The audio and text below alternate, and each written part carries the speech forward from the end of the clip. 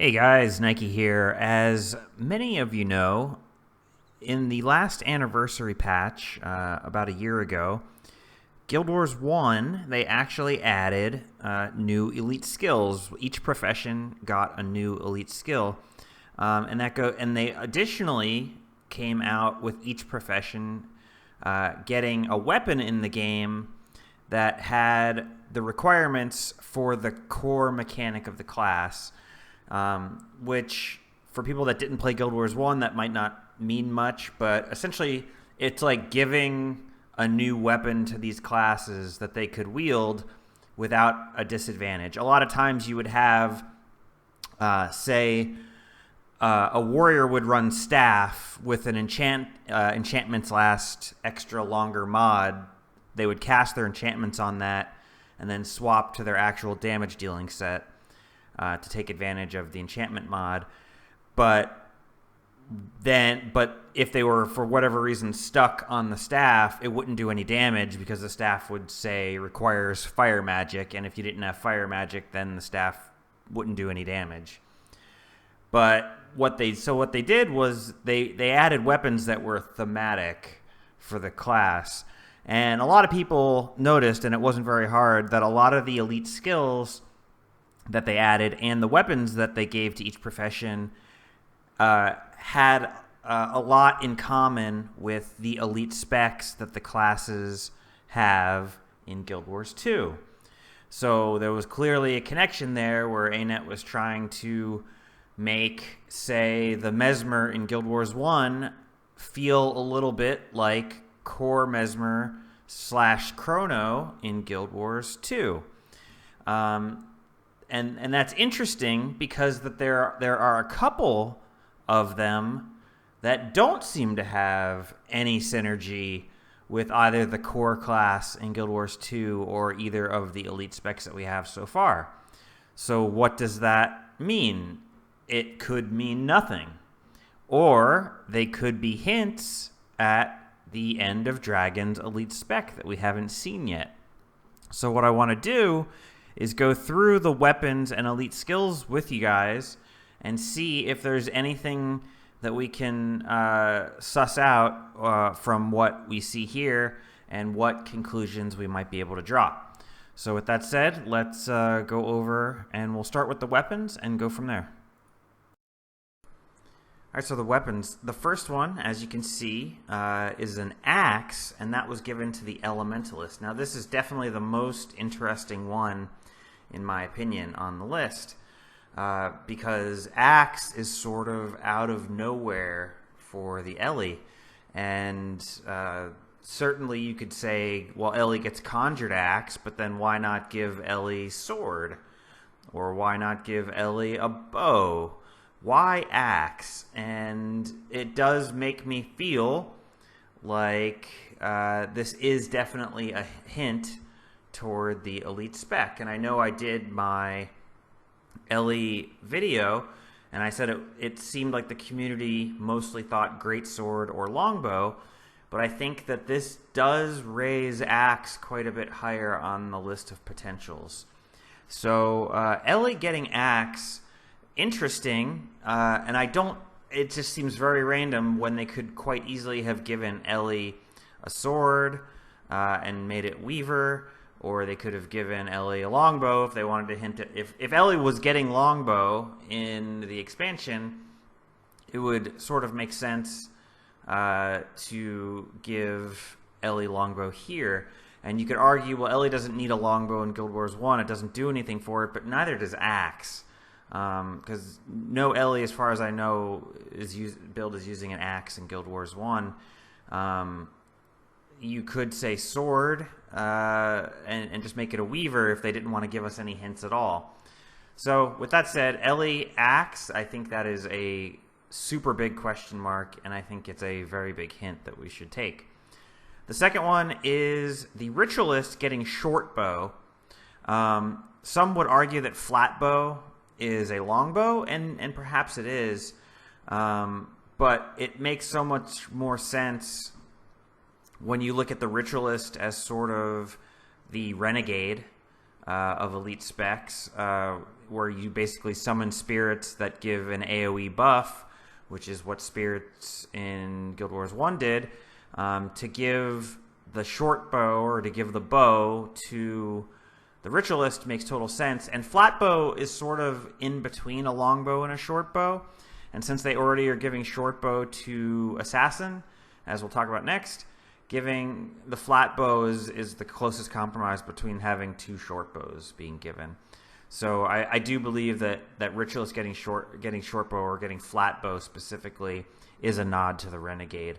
And then moving down, we have assassin getting short bow, and using that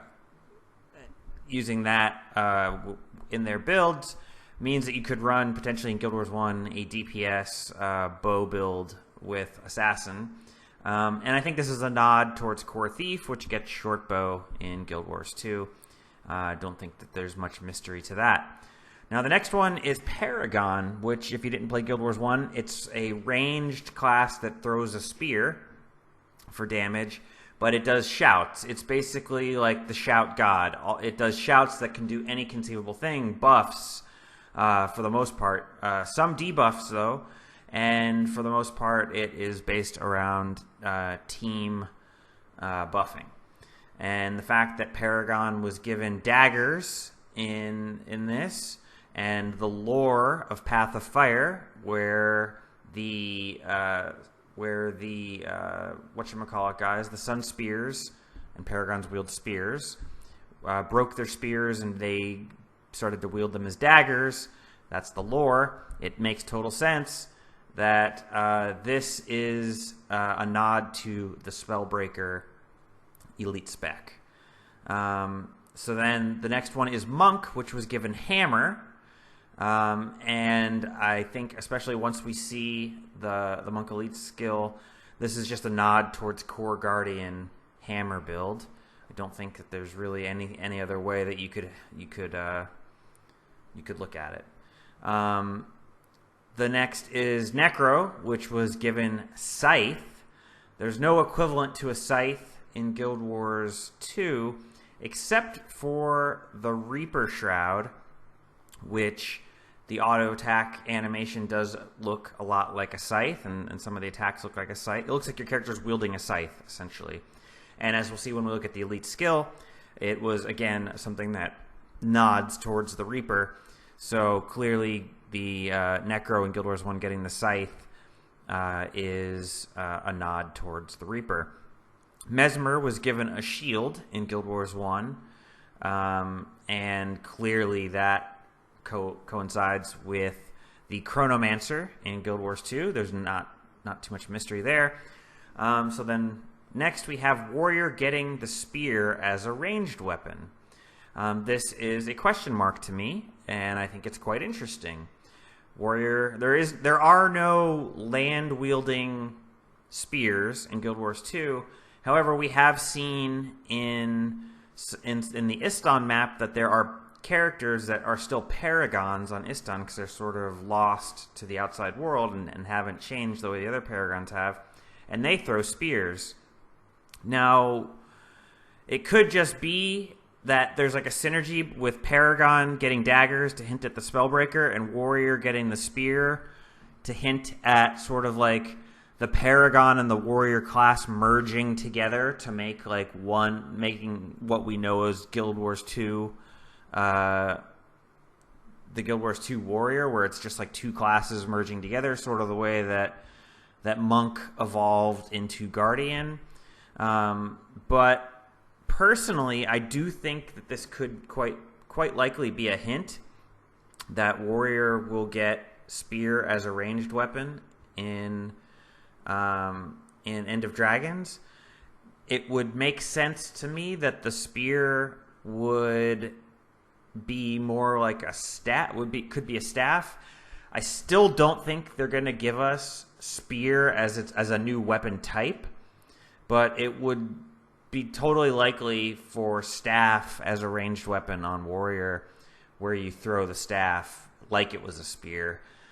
It would be kind of weird for a character to have like the Doom Scythe and to throw it like a spear. I don't know how they'll do it. They could actually give us a new weapon, the spear. Not sure. Or it could not be a hint at all, and it could be, like I said, where it's sort of like supposed to symbolize the warrior mass merging with the Paragon and giving us the Guild Wars 2 warrior that we know and love. Next up is another one that I have a question mark by, and that is Dervish. Dervish sort of merged with Monk, and that's where we got Guardian from in Guild Wars 2. Dervishes and Monks came together, became Guardians, and they gave Dervish the staff here. I put a question mark by it. You could say, okay, well, it's a hint at Guardians eventually getting staff, and that's where this Dervish thing comes from. The question mark I have by it is less about that, because I think that is relatively straightforward. The question mark is more towards, well, the elite skill that the Dervishes get doesn't really seem very Guardian-y, but we'll see. I still have a question mark by it. I think that Dervish could represent other things as well, other than necessarily Guardian. I think that there is a chance that Dervish could be an elite spec in Cantha or something similar to that, and perhaps staff. So this is the one I'm iffiest on. I think the simplest answer is that it represents Core Guardian, and that's basically that. Then the next we have Ranger getting Sword, which is one of the main weapons of the Core Ranger in Guild Wars 2. So it makes sense that a class in Guild Wars 1 that rarely used Sword, Rangers, if there was ever a melee weapon associated with Rangers in Guild Wars 1, it was arguably Hammer the most, with daggers being kind of like a distant second, if those were the two melee weapons that you'd associate with Ranger. So this is sort of giving the sword to the Ranger is sort of like bridging the gap between Guild Wars 1, where Rangers really didn't use a sword, and Guild Wars 2, where sword is sort of the main DPS weapon for the Ranger. So yeah, that's a pretty straightforward one. I don't think there's any mystery to there of what they were trying to do with that. So with that said, that's the weapons that you can get during the anniversary event. Let's talk about the skills. Okay, so the elite skills that you get in the Guild Wars 1 celebration and for the anniversary. The first one is Ranger, which gets a shout called Together as One. All party members near you or your pet deal additional damage and gain health regeneration. This sort of makes Ranger in Guild Wars 1 play similarly to Druid in Guild Wars 2. It mimics Celestial Avatar, where it's giving might and healing.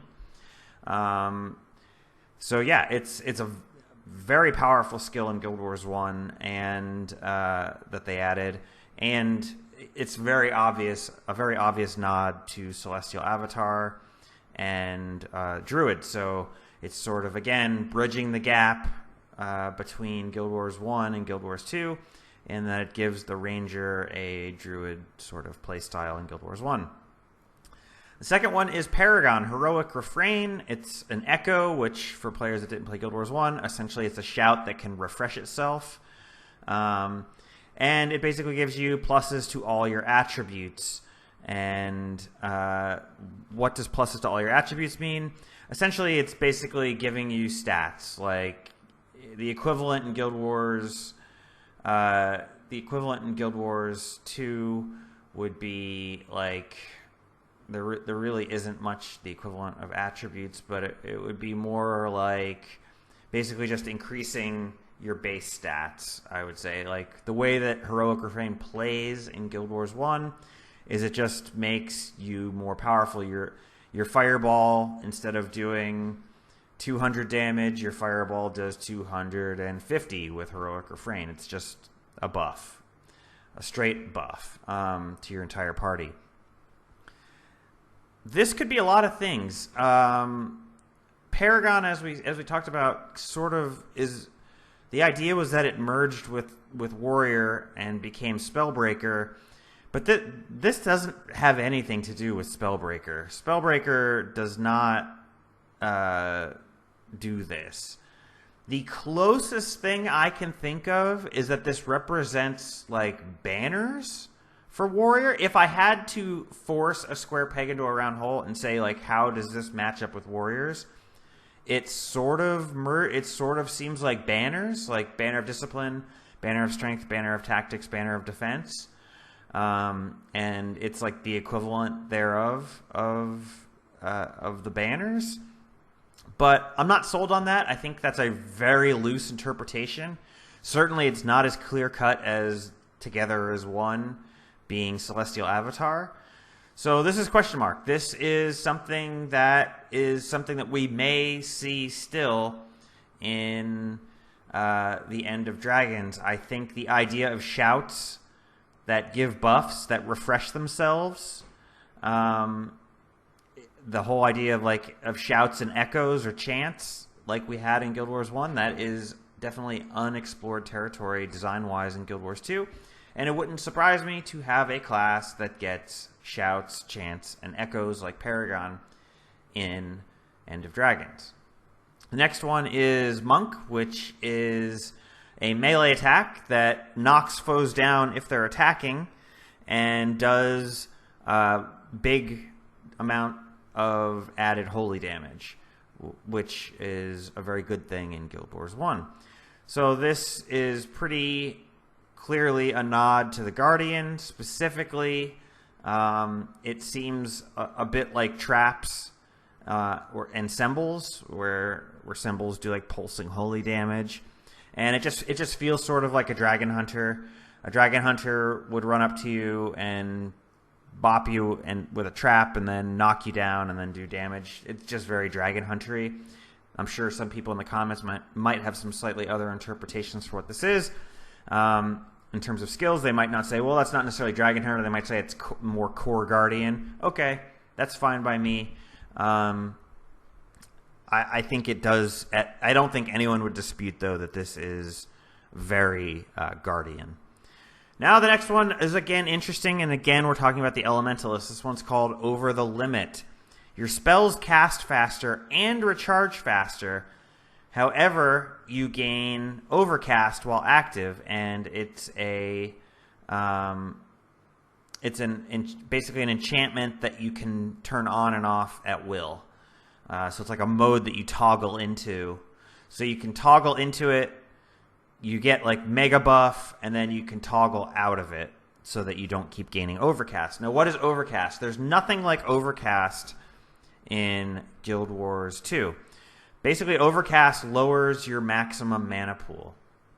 So if you have 60 mana in your mana pool and you cast a spell with 10 Overcast, for the next minute or whatever it is, now you only have 50 maximum mana. And you can overcast yourself to the point where you have no mana and you literally can't cast spells. So this is almost like there's no equivalent to this in Guild Wars 2. The closest thing I can think of to where you like mega buff yourself and but you also limit your potential to cast anymore is sort of like Tempest Overloads, where like, but also it's like sort of like a fresh air Tempest, but not. I don't know. If you forced me to make a comparison to Guild Wars 2, I would say it is Tempest Overloads. Because it puts them on a cooldown after you use the overloads. But really, Overcast is such a unique mechanic to Guild Wars 1 that Overcast doesn't feel like Overload. And certainly playing a Tempest doesn't feel like you're casting super fast and your skills are recharging super fast. So Over the Limit does not feel like something that already exists in Guild Wars 2. Which means, could it be something that we see in End of Dragons? Could it be that we bring back the Overcast mechanic in End of Dragons, where Elementalist gets supercharged and you toggle into this mode, like you activate your elite skill or maybe one of your F skills or whatever, however you do it, like an F5 maybe, and your skills all recharge super fast, and they basically cast faster too, like cast before quickness. So like the base cast speed of the spells goes down, but you get overcast where maybe you it puts all your attunements on cooldown. So what would overcast be in Guild Wars 2? Like all your attunements go on cooldown, and you like literally can't swap. So you eventually hit a point. So like every second that you're in this form, if you're in the form for 10 seconds, it puts all your attunements on cooldown for 10 seconds. So you basically get to ass blast your spells, but you lock yourself out of swapping for a really long time. And you're basically trapped in one attunement, but you're going super fast. And a lot of people have speculated that idea of an Ellie that focuses on one attunement, and that could be what this is, where you essentially pick your attunement, you overcast it, and while you're in overcast, you are just slinging spells like freaking crazy. But you're then locked out of your other attunements, and I think that's entirely possible. So then next up we have 7 weapon stance, which is for warrior, and it basically is a stance that basically makes it so that you can wield every weapon like an expert. You essentially have max stats in every weapon. Like you could just pick up any weapon and use it, and you're good at it without investment.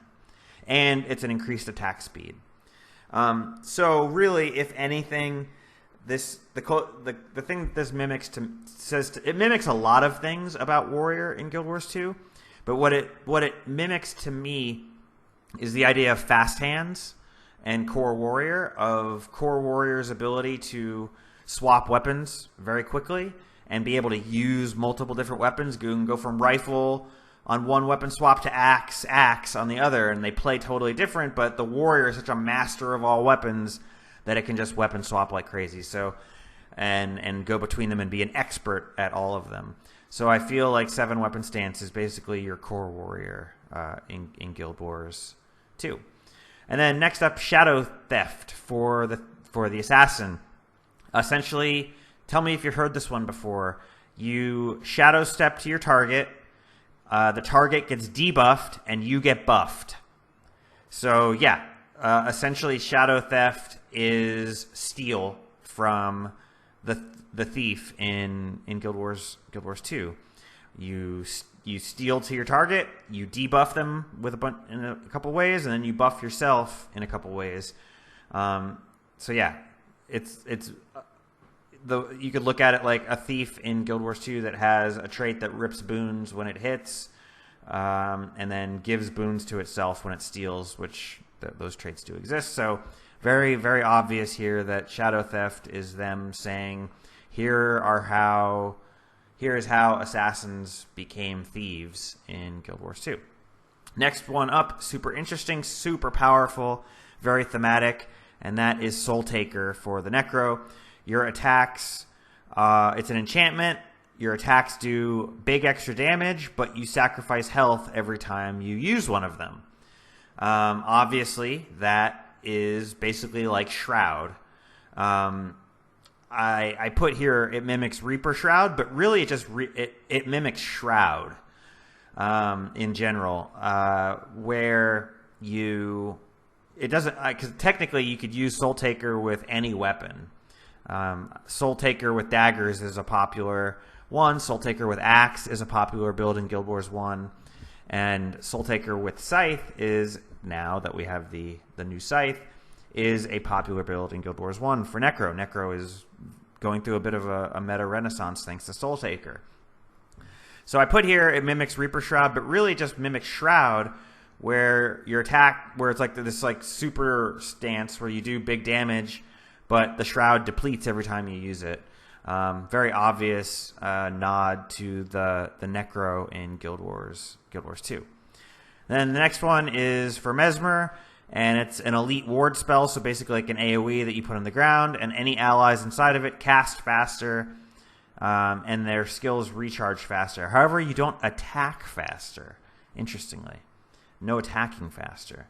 I would say, if anything, some people have said, oh, it's like Time Warp.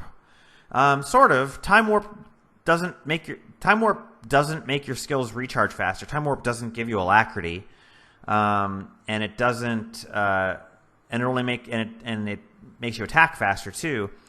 To me, if anything, this seems more like Well of Action, with alacrity on wells, so that you're dropping your wells and you're giving alacrity, or the old sort of alacrity on wells where you had All's Well, where when you dropped any well, it gave alacrity to your team. Anyway, it's obviously a nod to Chronomancer. I don't think there's any dispute about that. And next we have the Dervish, Vow of Revolution, which is an enchantment. And it basically gives you insane amount of energy regeneration. And it renews itself anytime you use a non-dervish skill. So this, I have a bunch of question marks by it. And again, I'm going to say that this is sort of supposed to... The way this plays out in Guild Wars 1, we'll start there, is that you get this massive amount of energy regeneration. And typically in Guild Wars 1, if you get energy regeneration like that on a dervish, you're not going to use it to cast offensive spells, because your offensive spells aren't going to be like, and especially if you're using non-dervish skills, playing like Dervish Ellie and using it to like spam fireballs and stuff, that's just not going to be the best use of the synergies there.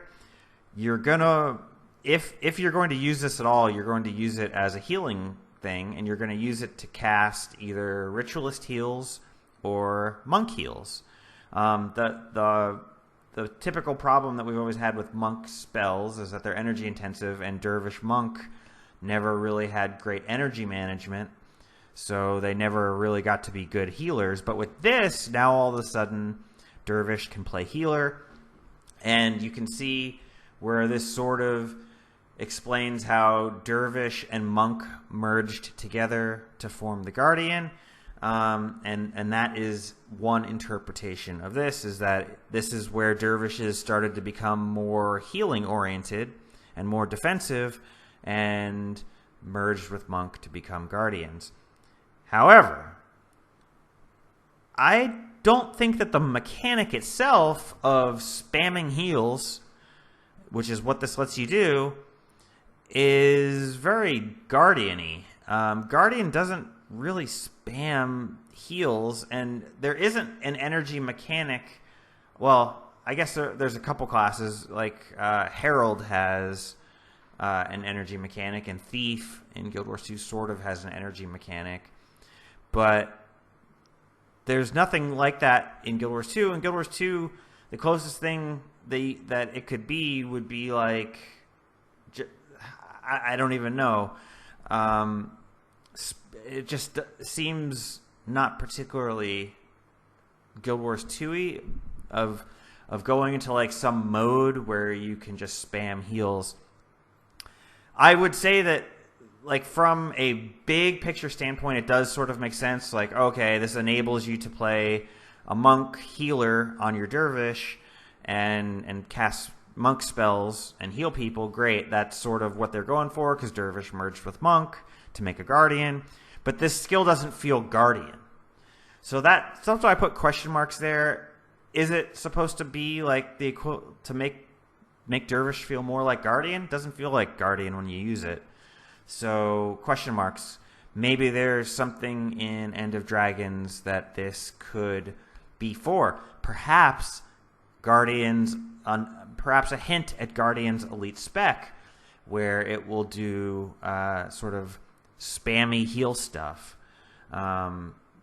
Firebrand obviously does have some heals and is a very defensive class, but it's not really an ideal main healer. You certainly wouldn't confuse it for a heal Ellie or a heal Scourge or even a Druid. It's a heal brand is sort of like brought there for the buffs that it gives the offensive buffs that it gives, not necessarily the healing. So perhaps End of Dragons, we see a Guardian spec that does like spammy heals with some kind of energy mechanic. I think that's a possibility. And then lastly, we have the Ritualist skill, Weapon of the Three Forges. It's an elite weapon spell. If you don't know, in Guild Wars 1, Ritualists have these things called weapons, where basically they enchant the weapons of their teammates. Most of the weapons you can't cast on yourself. Some you can, some you can't. And essentially it enchants your weapon and gives your weapon an additional effect. So one of them is called Brutal Weapon, or actually one of them we'll just say is called Splinter Weapon.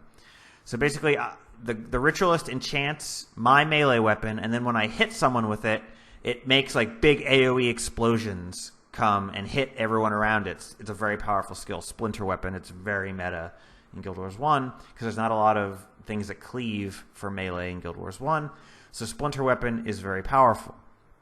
So what Weapon of the Three Forges does is it gives all allies in earshot a weapon effect. So basically an AoE around the Renegade get a random weapon skill. Some are going to get offensive weapons. Some are going to get defensive weapons. You can't control it with Weapon of the Three Forges. It sort of does it all. The way this is played out in Guild Wars 1 is that you bring in a couple Minion Mancers, so that there are, if you have 2 Minion Mancers, there's going to be like 20-something minions running around, and guaranteed if you cast this Weapon of the Three Forges around 20-something minions, there's going to be a lot of powerful weapon effects flying around, and the weapons are very powerful. So that's not really going to be a thing in Guild Wars 2, you can imagine. So what it does sort of mimic is Renegade Spirits, where it's an AoE, so again, within earshot of the Ritualist, it gives your allies basically offensive or defensive buffs. And if you look at what the Renegade Spirits do in Guild Wars 2, that's sort of the same thing. There are some spirits that you summon that give your allies offensive effects. There's some that do defensive effects, and some that do utility effects, just like the weapons in Guild Wars 1. So the especially interesting thing is that your spirits do not get affected by Weapon of the Three Forges. So in a sense, you can see the theme here is this skill is sort of like Ritualists moving away from using spirits and more towards like this AoE weapons. And that is what we learn Renegades to be able to do in Guild Wars 2. So it's sort of, again, bridging the gap between what the class did in Guild Wars 1 and what the class does in Guild Wars 2. So not much mystery there. I think it very similar to, and it'll play out like Soul Cleave Summit. So anyway, guys, that's it. That is the elite skills and the new weapons for each class in Guild Wars 1 and what I think they might show us in Guild Wars 2. I think by far the most interesting ones is the Ellie and what these potentially hint at for the Ellie. And I'm sort of interested in the Dervish as well as what that could hint at. So yeah, I'm sure a lot of you guys will have thoughts below. So please leave a comment with what you think about any of the topics I've raised in this video. Thanks, guys. Have a great day. Talk to you soon.